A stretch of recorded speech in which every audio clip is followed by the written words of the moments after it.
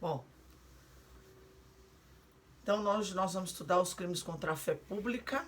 O capítulo 1 são os crimes de moeda falsa, tá? São crimes de competência da Justiça Federal. Esses crimes contra a fé pública, nenhum deles tem a forma culposa e não se admite aqui o princípio da insignificância. Vocês lembram o que é o princípio da insignificância? O princípio da insignificância é uma excludente da tipicidade material. Então, se ele exclui a tipicidade material, que é uma das formas da tipicidade, ele exclui também a tipicidade penal como um todo. A tipicidade, ela é composta de tipicidade formal, que é o enquadramento da conduta no tipo penal, e mais a gente tem a tipicidade material, tipicidade formal, tipicidade material. Na verdade, eu tenho a tipicidade penal, que engloba a tipicidade conglobante, mais a tipicidade formal. A tipicidade formal é o enquadramento da conduta no tipo, e a tipicidade conglobante, além de eu ter a tipicidade material, eu também tenho que a conduta tem que ser antinormativa. Então, o princípio da insignificância ele exclui a tipicidade material, que não é o enquadramento, mas a relevância da conduta por ordenamento jurídico. O princípio da insignificância, ele é admitido pelo Supremo Tribunal Federal, pelo STJ, pelo TJ também, mas principalmente pelo Supremo Tribunal Federal, e ele se baseia em 4 requisitos, que são MARI, mínima ofensividade da conduta, ausência de periculosidade social do comportamento, reduzido grau de reprovabilidade desse comportamento, dessa conduta, e inexpressividade da lesão jurídica provocada. Nós não temos aplicação do princípio da insignificância nos crimes contra a fé pública. Então, se eu falsificar uma moeda de 10 centavos, de 25 centavos, é crime. Não existe insignificância, tá? E não tem nenhum crime culposo aqui dentro dos crimes contra a fé pública. Então, vamos lá começar o capítulo 1, que fala da moeda falsa. Então, o artigo 289 do Código Penal, ele fala falsificar, fabricando-a ou alterando-a, moeda metálica ou papel moeda de curso legal no país ou no estrangeiro. A pena é de 3 a 12 anos de reclusão e multa. O parágrafo 1º do artigo 289, ele dispõe o seguinte: nas mesmas penas, incorre quem, por conta própria ou alheia, importa ou exporta, adquire, vende, troca, cede, empresta, guarda ou introduz na circulação moeda falsa. Parágrafo 2º. Quem, tendo recebido de boa fé, como verdadeira, moeda falsa ou alterada, restitui a circulação, depois de conhecer a falsidade, é punido com detenção de 6 meses a 2 anos e multa. E o parágrafo 3º fala que é punido com reclusão de 3 a 15 anos e multa o funcionário público ou diretor, gerente ou fiscal do banco de emissão que fabrica, emite ou autoriza a fabricação ou emissão, inciso 1, de moeda com título ou peso inferior ao determinado em lei, e 2, de papel moeda em quantidade superior à autorizada. E o parágrafo 4º, por fim, nas mesmas penas, incorre quem desvia ou faz circular moeda cuja circulação não estava ainda autorizada. Então, esse é o tipo penal da moeda falsa. Repito para vocês, é um crime de competência da Justiça Federal, é um crime que não admite o princípio da insignificância, ou seja, a falsificação de 10 centavos caracteriza-se como crime. O bem jurídico tutelado desses crimes, a partir de agora, será a fé pública, ou seja, aqui, especificamente a fé pública com relação à emissão de moeda, sendo que a proteção recai não só sobre o interesse de particulares, como também do Estado, enquanto titular do direito de emitir e fazer circular a moeda, tá? Então, artigo 289, pena, reclusão de 3 a 12 anos e multa. Sujeitos do crime. O sujeito ativo aqui do crime é qualquer pessoa. Qualquer pessoa pode falsificar, fabricando ou alterando uma moeda, um papel moeda. O sujeito passivo é a coletividade e, secundariamente, eu tenho o lesado como sujeito passivo. Qual é o tipo penal aqui? O tipo penal é falsificar. De que maneira eu falsifico? Aqui eu tenho uma falsidade material. Eu vou fazer de novo a moeda ou o papel moeda. Falsificar é conferir aparência enganosa. Esse é o conceito de falsificar. Eu tenho duas formas de falsificar a moeda. Fabricando a moeda, ou seja, manufaturando, fazendo a cunhagem da moeda, ou alterando, que é modificando ou alterando. Então, como exemplo, na primeira, o próprio agente produz, ele cria a moeda, enquanto na segunda, ele utiliza uma moeda verdadeira, uma moeda autêntica e altera. Por exemplo, diante de uma cédula de R$1 ou de 10, ele transforma em 100. A gente não tem mais, mas a gente pode dar como exemplo a de R$10, ele transformar em R$100. Esse é o tipo penal, tá? Somente se configura o crime se a alteração for no sentido de atribuir maior valor à cédula ou à moeda metálica, tá?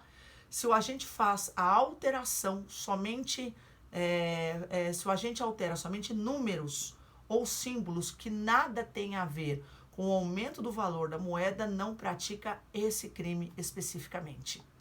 Não ocorre o crime na hipótese em que a alteração faz com que o valor seja diminuído em relação ao verdadeiro, ou seja, sim, né, pegar uma nota de 100 e transformar em uma nota de 10, isso não caracteriza crime. Uma coisa interessante que a gente tem nos crimes contra a fé pública é que a falsificação grosseira de qualquer moeda, papel moeda ou de documento não caracteriza crime, tá? Falsificação grosseira.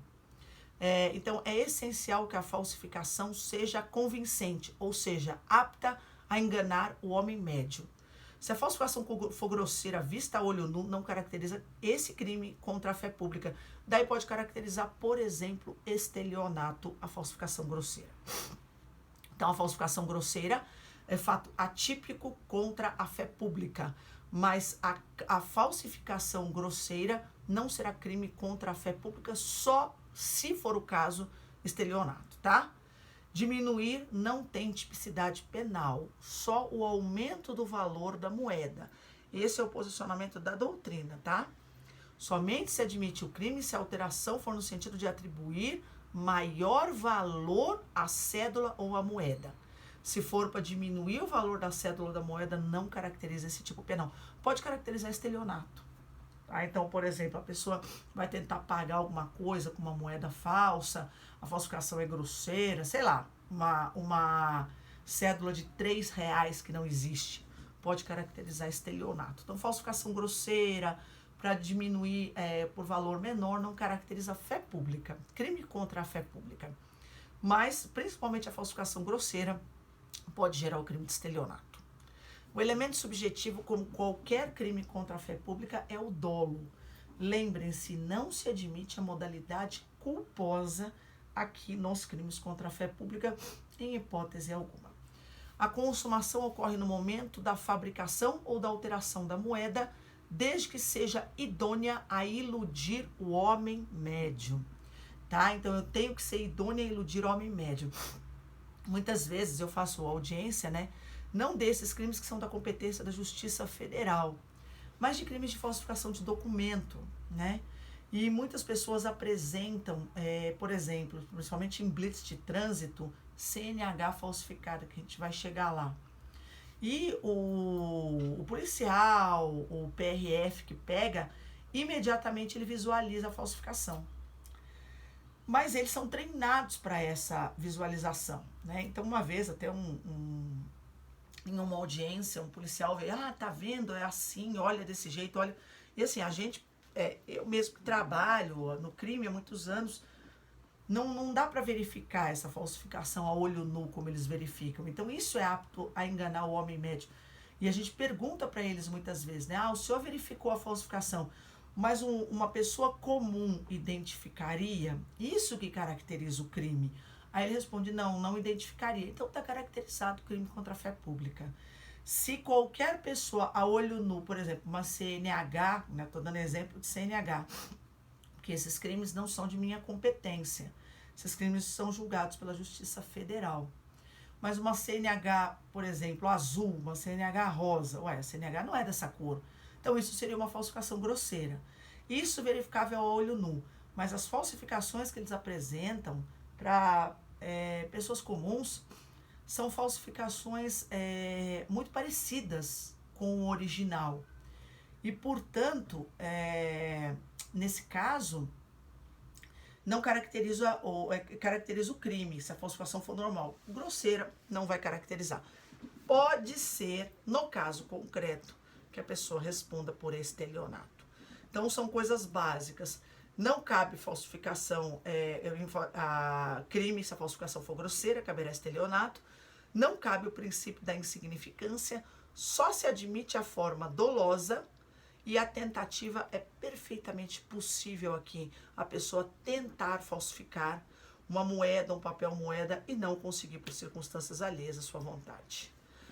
O parágrafo 1º, ele traz uma figura equiparada. Ele fala, prevê a mesma pena para quem, por conta própria ou alheia, importar, exportar, adquirir, vender, trocar, ceder, emprestar, guardar, introduzir em circulação moeda falsa. Então não foi a pessoa que falsificou, mas se ela introduziu em circulação, é a mesma coisa e caracteriza o parágrafo 1º. Somente poderá ter a conduta nesse parágrafo o agente que não concorreu de nenhuma forma com a falsificação. Ele não falsificou a moeda de forma nenhuma, mas ele praticou um dos núcleos do tipo. Então, ele incidirá no parágrafo 1º do artigo 289, perdão. O parágrafo 1º aplicam-se os mesmos comentários feitos com relação à potencialidade lesiva da moeda falsificada, ou seja, se ela for grosseira, não haverá crime contra a fé pública. Pode acontecer que seja estelionato, mas não crime. O dolo é a vontade consciente de praticar um dos núcleos do tipo importar, exportar, ceder, etc. Tá? A consumação ocorre com a prática de um dos núcleos do tipo, sendo possível a ocorrência da tentativa. O parágrafo 2º prevê um tipo penal privilegiado. Ele prevê uma espécie de privilégio de colocação da moeda falsa em circulação. É a hipótese daquele que, tendo recebido de boa fé, ou seja, não verificando de início a falsidade, ele restitui a circulação depois de conhecer a falsidade.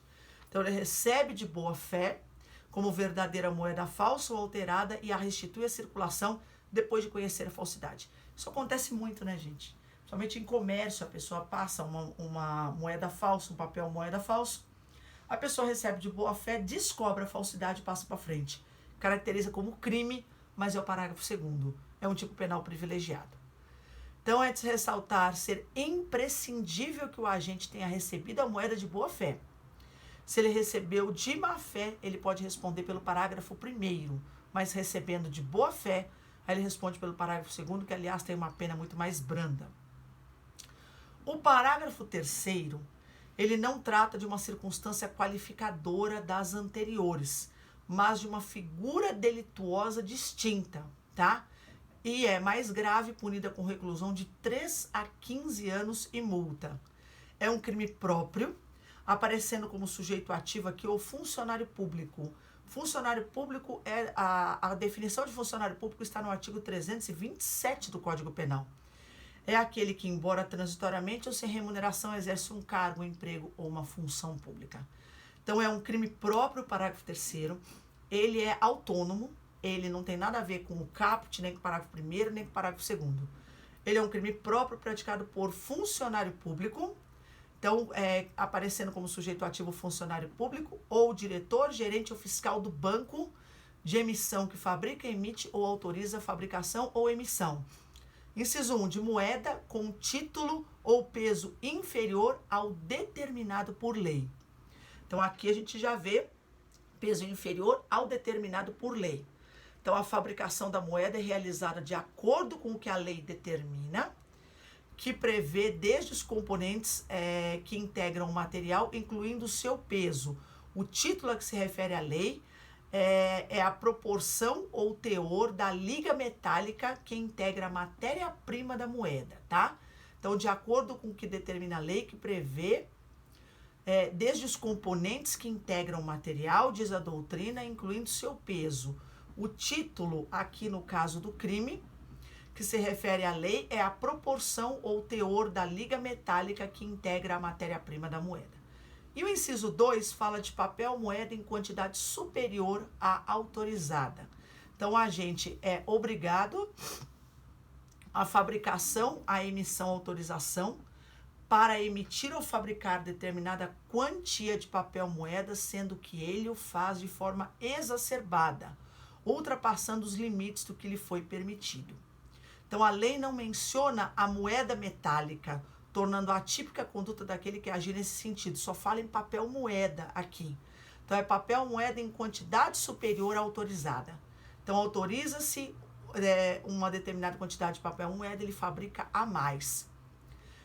Então, de acordo com Nelson Hungria, assim ocorre por não ser essa prática tão nociva economicamente quanto a emissão exacerbada de cédulas. Mirabete critica a lacuna, não encontrando justificativa para a exclusão da moeda metálica. Então, aqui é só papel moeda. Tá? Então, Nelson Hungria justificava no sentido de que essa prática não é tão nociva economicamente quanto o papel moeda. Mas, na verdade, o professor Mirabete entende que diz, né, que não entende por que da lacuna, por que só dizer papel moeda e não moeda metálica. Aqui eu tenho dolo de novo, tá?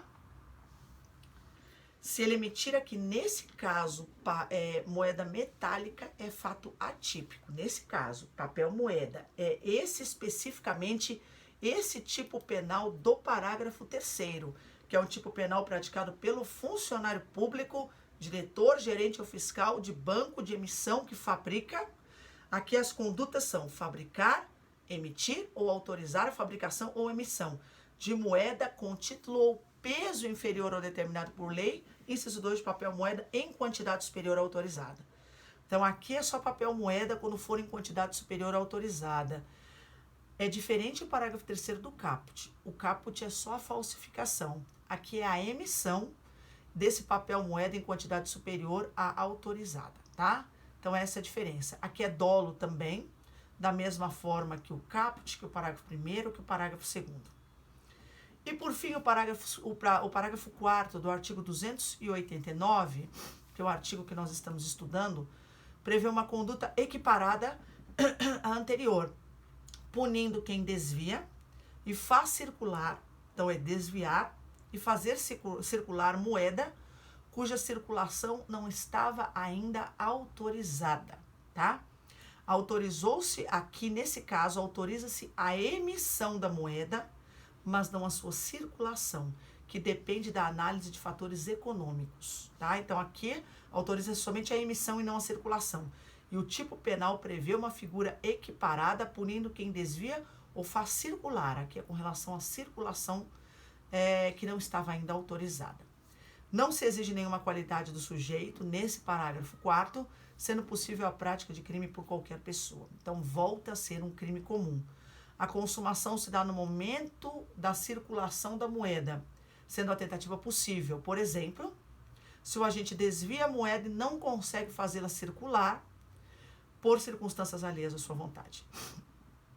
Ação penal pública é incondicionada, competência da Justiça Federal, tá? Então, esse tipo penal a gente não pega na Justiça Estadual. A não ser uma vez, eu estou me lembrando aqui, chegou um inquérito policial para mim de uma circulação de moeda, mas como a falsificação era grosseira, se transformou em estelionato. Então, começou na Justiça Federal, na Polícia Federal, na verdade, né? Entendendo-se o crime do artigo 289, e como não verificaram que havia tipicidade por conta da falsificação grosseira, se transformou em estelionato e caiu. Aí o inquérito foi declinado para a Polícia Civil, o Ministério Público ofereceu denúncia com relação ao estelionato, quem julgou fui eu. Artigo 290, crimes assimilados ou de moeda falsa. Diz o artigo 290, formar cédula, nota ou bilhete representativo de moeda, com fragmentos de cédulas, notas ou bilhetes verdadeiros. Suprimir em nota, cédula ou bilhete recolhidos, para fim de restituí-los à circulação, sinal indicativo de sua inutilização. E restituir à circulação cédula, nota ou bilhete em tais condições, ou já recolhidos para fim de sua inutilização. a pena é de 2 a 8 anos. É uma pena também que tem alguma gravidade, né? Pena de 2 a 8 anos. E esse é um tipo penal diferente do artigo 289. Parágrafo único diz que o máximo da reclusão é elevado para 12, então aqui a pena é de 2 a 8. Mas eleva-se só o máximo para 12 e o da multa para 40 mil cruzeiros, isso está desatualizado. Se o crime é cometido por funcionário que trabalha na repartição, onde o dinheiro se achava recolhido, ou nela tem fácil ingresso em razão do cargo. Então, reparem, quando existe alguma conduta que é praticada por funcionário público, como é a hipótese do artigo anterior e desse, eu tenho qualificadoras. Objetividade jurídica continua sendo a fé pública, é um crime que afeta a fé pública, que o sujeito ativo é qualquer pessoa. Se for o funcionário público, vai para o parágrafo único. E o sujeito passivo é a coletividade. Pune-se aquele que forma cédula. Essa é a conduta. Formar cédula, nota ou bilhete representativo de moeda com fragmentos de cédulas, notas ou bilhetes verdadeiros. Essa é a primeira conduta.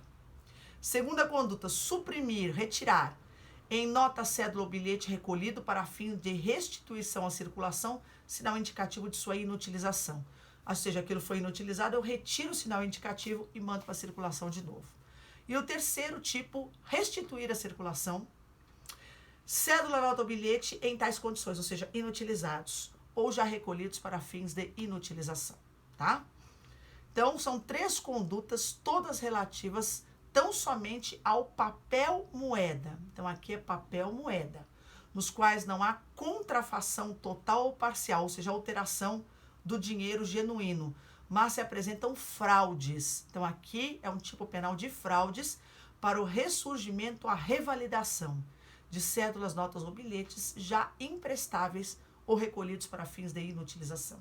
Esse é o tipo penal do artigo 289. Então, a gente vai lá e forma a cédula, nota ou bilhete representativo de moeda com fragmentos de cédulas, notas ou bilhetes verdadeiros.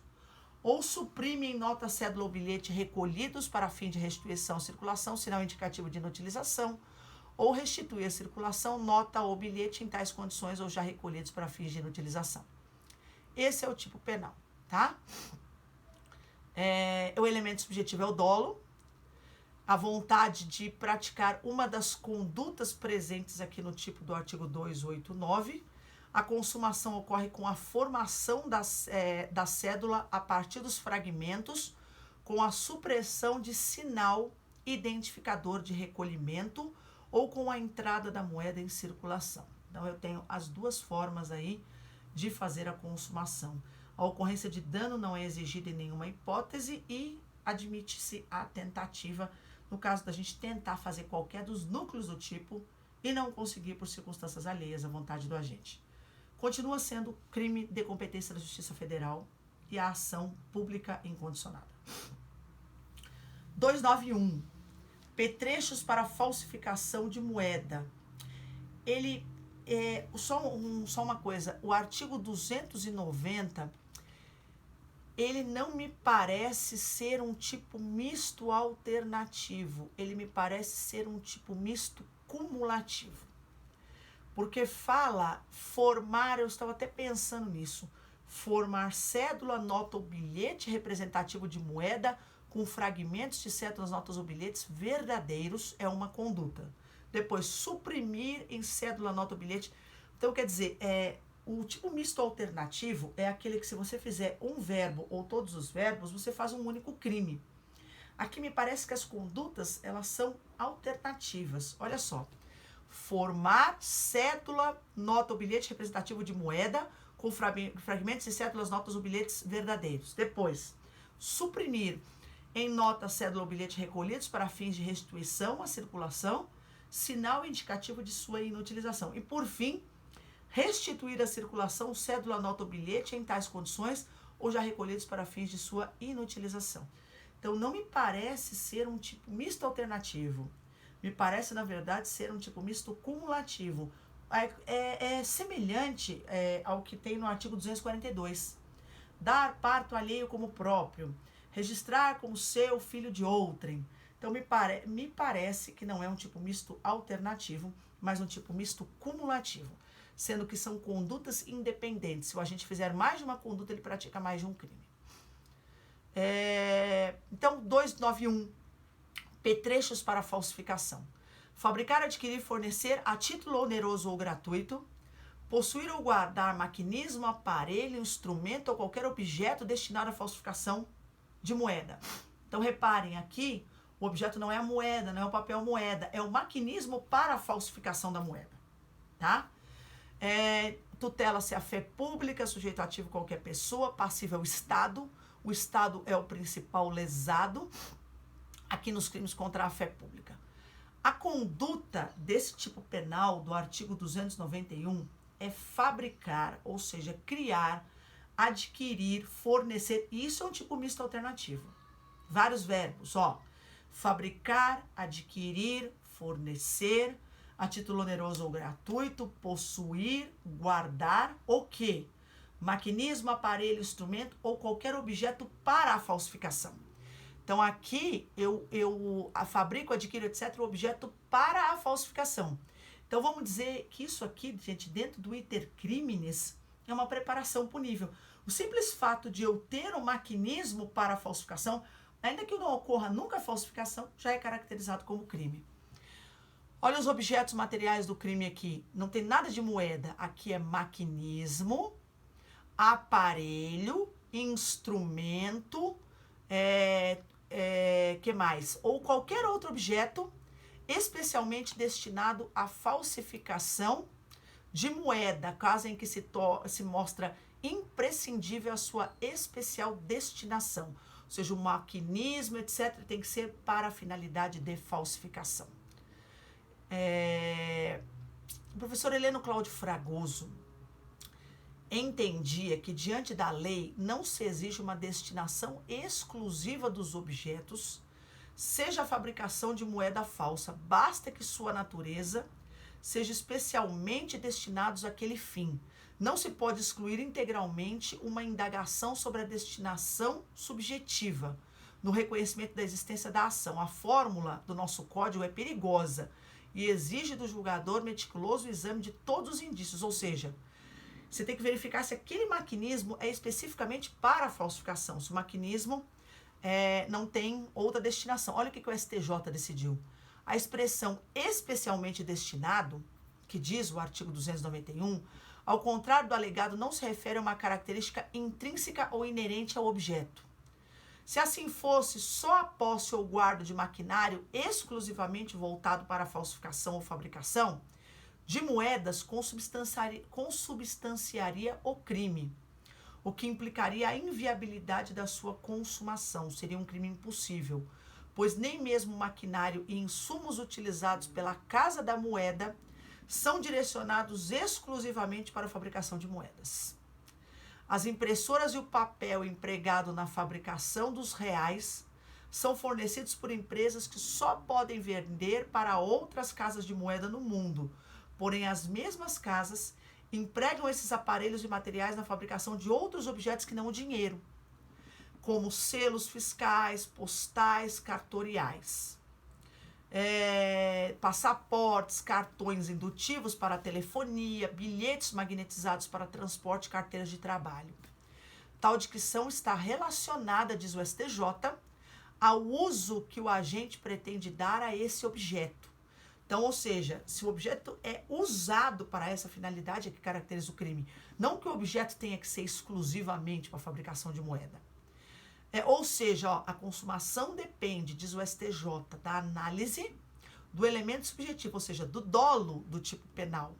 De modo que se o agente detém a posse de impressora, ainda que manufaturada, visando ao uso doméstico, mas com o propósito de a utilizar principalmente para a contrafação de moeda, incorre no crime, tá? Então, a impressora pode ser para outra finalidade, mas se ele usa, se a finalidade também dessa impressora é esse papel moeda, está caracterizado o crime. Elemento subjetivo é o dolo. A consumação ocorre com a fabricação, aquisição, fornecimento, ou seja, com a realização de um dos núcleos do tipo.